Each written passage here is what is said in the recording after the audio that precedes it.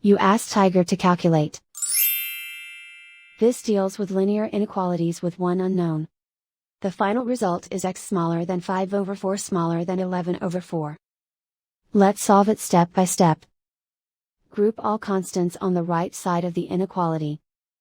Subtract 6 from both sides.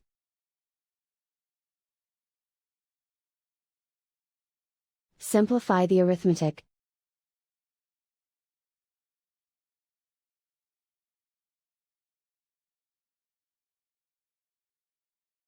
Isolate the x.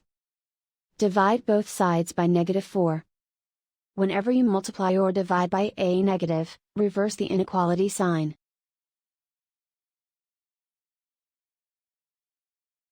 Cancel out the negatives.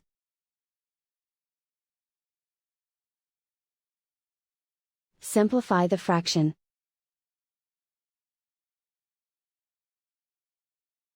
Cancel out the negatives.